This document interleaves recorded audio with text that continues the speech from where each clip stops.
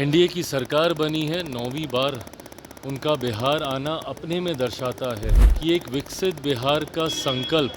प्रधानमंत्री जी के लिए कितनी बड़ी प्राथमिकता है। विपक्ष के हाथ में अब है नहीं जिसको वो आधार बनाकर केंद्र सरकार या प्रधानमंत्री जी या हम लोग की डबल इंजन की सरकार के ऊपर वो किसी भी तरीके का प्रहार कर सकें। यादव कह रहे हैं कि राहुल गांधी को अब पीएम बनाएंगे, जिस तरीके से जो जन समर्थन मिल रहा है। आज किस तरीके से राजद कांग्रेस के पीछे कुछ लग्गू की तरह लगी हुई है, किस तरीके से राहुल गांधी जी को ये लोग पूरे प्रदेश में घुमा रहे हैं, ये अपने में दर्शाता है ना कि भैया राजद की ताकत कितनी ज़्यादा घट चुकी है। आज प्रधानमंत्री का बिहार दौरा है और बिहार दौरा गया में होने वाला है और जिसमें प्रधानमंत्री करोड़ों की सौगात आज बिहार वासियों को देने वाले हैं, जिसको लेके केंद्रीय मंत्री चिराग पासवान पटना पहुंचे हैं आज सुबह और पटना एयरपोर्ट पे उनसे पूछा गया कि आज फिर से प्रधानमंत्री नरेंद्र मोदी आ रहे हैं, तो उन्होंने साफ तौर पे कहा कि प्रधानमंत्री जो जो योजनाओं का शुभारंभ करते हैं, शिलान्यास करते हैं, उसकी शुरुआत और अंत तक प्रधानमंत्री वो करते हैं। साथ ही साथ तेजस्वी यादव का बयान जो था कि हम राहुल गांधी को पीएम बनाएंगे, जिस तरीके से जो वोटर अधिकार यात्रा में जो समर्थन मिल रहा है उससे उत्साहित होकर तेजस्वी यादव ने कहा कि राहुल गांधी को हम लोग पीएम बनाएंगे। उसको लेके उन्होंने साफ तौर पे कहा कि जिसका बिहार में कोई जनाधिकार नहीं है, जिनका कोई जन कल्याण की बात नहीं करते हैं और जो केंद्र में यानी देश भर में कांग्रेस का कोई आधार नहीं है, वो कैसे बन सकते हैं। और साथ ही साथ आज सुबह सुबह आरजेडी सुप्रीमो लालू प्रसाद का ये ट्वीट आया जिसमें कहा गया कि प्रधानमंत्री नरेंद्र मोदी तो आ रहे हैं, लेकिन नीतीश कुमार की राजनीतिक और पार्टी का पिंडदान करने के लिए उसको लेके चिराग पासवान क्या कुछ कर रहे हैं, हम आपको वो बयान सुना रहे हैं। प्रधानमंत्री जी आज आ रहे हैं, सौगात देंगे आज। बिल्कुल, और बार बार मैंने इस बात को कहा है कि बिहार प्रधानमंत्री जी की प्राथमिकताओं में है और बिहार में बार बार उनका आना, ये मुझे लगता है शायद 9वीं बार पिछले एक साल में, जब से केंद्र में तीसरी बार प्रधानमंत्री जी के नेतृत्व में एनडीए की सरकार बनी है, 9वीं बार उनका बिहार आना अपने में दर्शाता है कि एक विकसित बिहार का संकल्प प्रधानमंत्री जी के लिए कितनी बड़ी प्राथमिकता है। ऐसे में आज एक बार फिर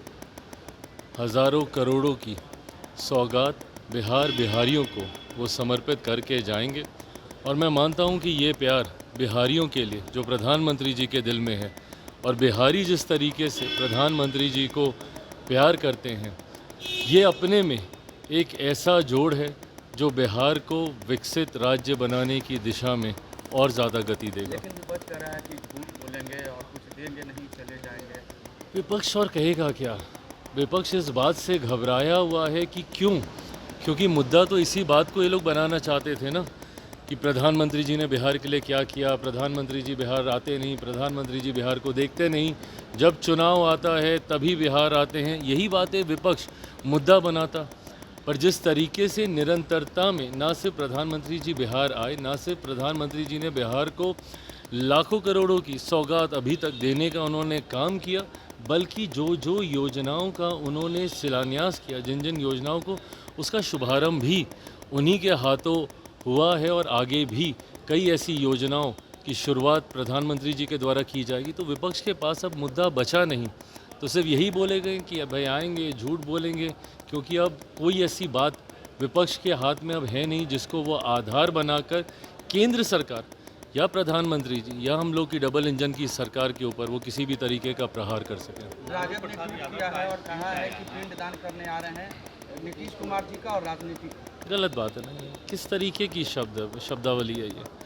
इस तरीके से भाई बार बार मैंने कहा है कि आप कीजिए ना, नीतियों के ऊपर आप सवाल उठाइए, एसआईआर को लेकर आपने मुद्दा बनाया हुआ है, बनाइए, इन सारी बातों को आप बोलिए जो आपको लगती हैं कि भाई नीतिगत तरीके से गलत फैसले हैं। पर इस तरीके से कहना, पिंडदान, मुख्यमंत्री जी के बारे में इस तरीके के अपशब्दों का उपयोग करना, ये कतई उचित नहीं है, इसकी मैं निंदा करता हूँ। तेजस्वी यादव कह रहे हैं कि राहुल गांधी को अब पीएम बनाएंगे, जिस तरीके से जो जन समर्थन मिल रहा है। आज किस तरीके से राजद कांग्रेस के पीछे कुछ लग्गू की तरह लगी हुई है, किस तरीके से राहुल गांधी जी को ये लोग पूरे प्रदेश में घुमा रहे हैं, ये अपने में दर्शाता है ना कि भैया राजद की ताकत कितनी ज़्यादा घट चुकी है कि एक ऐसा दल जिसके लिए कहा जाता था कि शायद बिहार में अब कुछ बचा नहीं है, उस दल को साथ में ले लेकर इन लोगों को घूमना पड़ रहा है। तो ऐसे में ये बात स्पष्ट है कि राजद पूरी तरीके से अपना जनाधार खो चुकी है और अब कांग्रेस जैसा दल जिसका देश भर में जनाधार कमज़ोर हो चुका है, उसके सहारे बिहार की नैया अब ये लोग पार करना जो चाहते हैं। बिल आया है सर, उस बिल को लेकर तेजस्वी यादव ने कहा है कि मुख्यमंत्री नीतीश कुमार और चंद्रबाबू नायडू जी को जेल भेजने की तैयारी में है। ये वही लोग हैं ना जो कि भ्रष्टाचार पे जब जेल जाते हैं तो परिवार के दूसरे सदस्यों को कुर्सी देते हैं। ऐसे में जब जब पारदर्शिता की बात आएगी, जब जब भ्रष्टाचार और भ्रष्टाचारियों पे कार्रवाई की बात आएगी, तो कांग्रेस राजद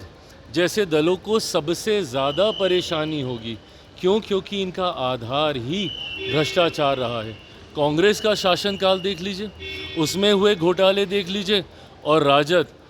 के घोटालों का जिक्र तो देश ही नहीं दुनिया में लोग करते हैं। तो ऐसे में जब जब केंद्र की सरकार भ्रष्टाचारियों के खिलाफ ऐसे बिल लेकर आएगी तो सबसे ज़्यादा तकलीफ इन्हीं लोगों को होगी। थैंक यू भाई।